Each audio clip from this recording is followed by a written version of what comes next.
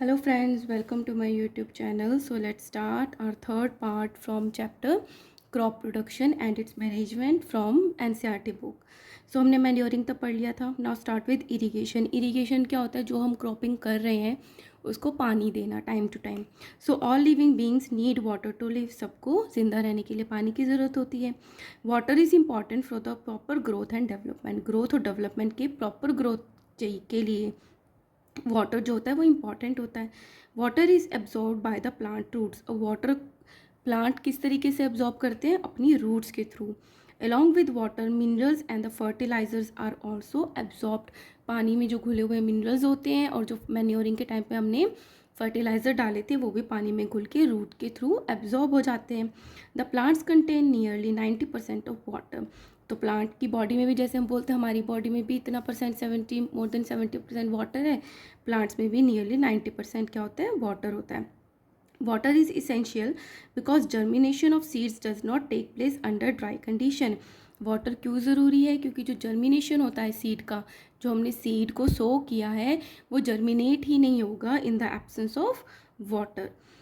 Nutrients dissolve in water are transported to each part of the plant. और जब plant grow करता है, plant बन गया, तो उस पूरी प्लांट की बॉडी में वाटर के थ्रू ही जो न्यूट्रिएंट्स होते हैं वो ट्रांसपोर्ट होते हैं. जैसे रूट ने तो एब्जॉर्ब किया, लीफ तक कौन लेकर जाता है? वाटर लेकर जाता है. Water also protects the crop from both Frost and hot air currents. बहुत जो पानी है वो जो प्लांट के अंदर का पानी है वो बहुत ज़्यादा ठंड में उसको बचने से भी बचाता है और जब बहुत ज़्यादा गर्मी होती है तो जलने से भी बचाता है. To maintain the moisture of the soil for healthy crop growth fields have to be watered regularly. तो सॉइल में मॉइस्चर रहे इसलिए जो फील्ड है जहाँ पे हमने उगाया है वहाँ पे टाइम टू टाइम वाटरिंग की जाती है. The supply of water to the crops at regular interval is called the irrigation. So this is a definition कि क्रॉप्स को पानी देना रेगुलर इंटरवल्स पे. जिस तरीके की क्रॉप है, किस सीज़न में वो ग्रो कर रही है, उस पर डिपेंड करता है इरिगेशन. तो time to time regular intervals को उनको पानी की ज़रूरत होती है, तो क्रॉपिंग को देना is called a irrigation. The time and the frequency of irrigation varies from crop to crop. अब कब देना है, कितनी टाइम के बाद देना है, जैसे आज दिया तो कल देना है या परसों देना है, तो फ्रिक्वेंसी जो है इरिगेशन की वो वेरी करती है कि क्रॉप टू क्रॉप. हमने राइस उगाया है, वीट उगाया है, मेज़ उगाया है, वेजिटेबल्स हैं, उस पर डिपेंड करता है. एक तो क्रॉप पे डिपेंड हो गया. सॉइल टू सॉइल हमने 7th क्लास में पढ़ा था. क्ले सॉइल में बहुत ज़्यादा पानी होता है तो उसमें कम देना पड़ता है. सैंडी सॉइल में होता है तो सॉइल टू सॉइल पे डिपेंड करता है. And the season two season. Rainy season है तो कम देना पड़ेगा, ऑब्वियसली समर है तो ज़्यादा देना पड़ेगा. In summer the frequency of watering is higher. गर्मियों में जब पानी की जो डिमांड है वो प्लांट्स की सॉइल की वो इंक्रीज़ हो जाती है तो देना पड़ता है. Why is it is so? Could it be due to the increased rate of evaporation of the water from the soil and the leaves. क्योंकि जो प्लांट के लीव्स होते हैं और जो सॉइल में हमने पानी दिया है वो गर्मी की वजह से इवेपोरेट हो जाता है तो वो सूख जाता है. ठीक है. अब एक है कह रहे हैं I am very careful this year about watering the plants. अब मैं समझ गया सारी चीज़ें तो इस साल मैं प्लांट्स को पानी की तरफ बहुत ध्यान दूंगा. Last summer my plants dried up and died. पिछली बार मैंने ध्यान नहीं दिया था तो क्या हुआ था, मेरे जो प्लांट्स थे वो सूख कर मर गए थे. ना सोर्सेज ऑफ इरिगेशन. अब पानी की क्या ज़रूरत है, इरिगेशन क्या है वो तो हो गया. अब पानी आता कहाँ से है इतनी बड़ी लैंड को देने के लिए? The sources of water for irrigation are wells, tube wells, ponds, lakes, rivers, dams and canals. तो ये सारे क्या है? सोर्सेज हैं इरिगेशन के. Now traditional methods of irrigation की पुराने टाइम पे किस तरीके से इरिगेशन किया जाता था. The water available in wells, lakes and canal is lifted up by the different methods in different region for taking it to the field. अब जहाँ पे वेल है, ज़रूरी नहीं है कि वो हमारे फील्ड के पास हो या लेक हो या कैनाल हो, तो वहाँ से अलग अलग तरीके यूज़ किए जाते थे वहाँ से पानी लेकर अपने फील्ड में डालने के. ठीक है. द कैटल और the human labour is used in this method. या तो कैटल को, ऑक्स है बुल है उनको यूज़ किया जाता था, या ह्यूमन खुद ही पानी लेकर वहाँ डालते थे। So these methods are cheaper but less efficient. सस्ते तो थे ही, कोई मशीन नहीं यूज़ हुई, किसी को पैसा नहीं दिया, बट लेस एफिशिएंट थे क्योंकि इस चीज़ में बहुत टाइम और लेबर लगता था। The various traditional ways are, अब कौन कौन से ट्रेडिशनल है जो पुराने टाइम पे यूज़ होते थे। एक होता था मोट, that is a pulley system. तो मोट में क्या होता है, ये आप मोट है तो वेल से नीचे लिया और यहाँ पे एक रास्ता बना दिया जिसमें पानी डालते रहते थे तो उनकी खेत की सिंचाई हो जाती थी। Second is chain pump. Chain pump में क्या है, ये चेन डाल दिया और ये उन्होंने अपना वे बना दिया खेत के लिए, तो यहाँ से नीचे से पानी आया और यहाँ पे चला गया।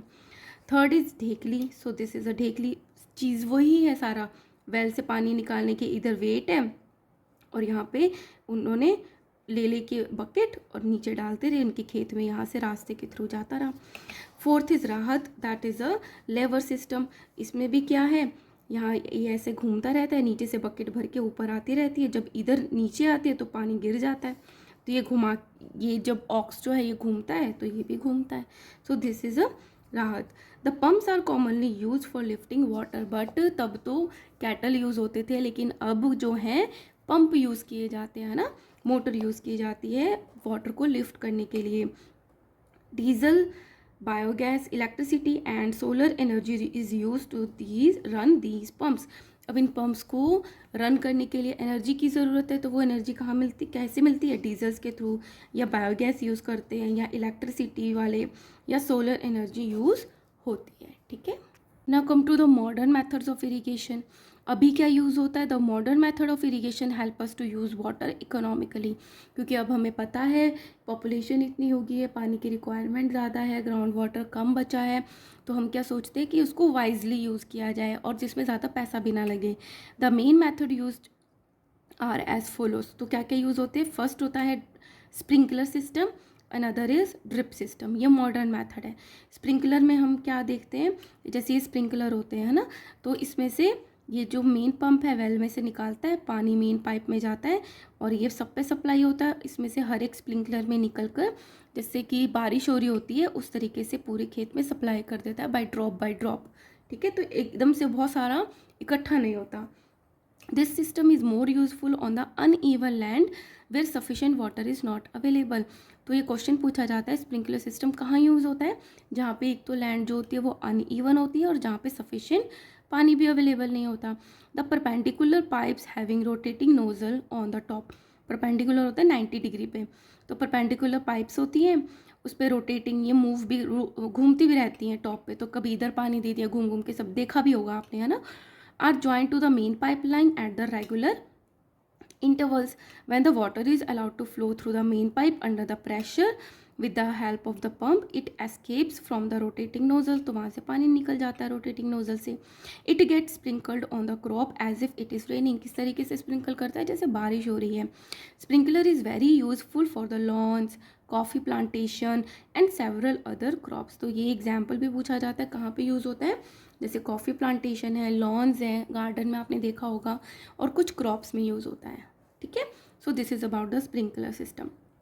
ड्रिप सिस्टम में क्या होता है, ड्रिप होता है ड्रॉप बाय ड्रॉप, ऐसा सिस्टम जिसमें एक एक ड्रॉप जो है डायरेक्टली प्लांट की रूट में जाती है, तो वेस्ट नहीं होता बिल्कुल।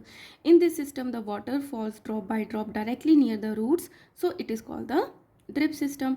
It is the best technique for watering fruit plants, garden and trees. ये एग्जाम्पल भी लर्न करने हैं, कहाँ पे यूज़ होते हैं, जहाँ पे फ्रूट प्लांट्स होते हैं, गार्डन्स होते हैं, ट्रीज होते हैं. Water is not wasted at all, root में जाता रहता है ड्रिप बाय ड्रिप, तो वेस्ट ही नहीं होता. It is a boon in the regions where availability of the water is poor, जहाँ पे बहुत ही कम है पानी, वहाँ पे ये जो है ड्रिप सिस्टम ने बहुत ज़्यादा सबको हेल्प किया, तो बून किया सबको.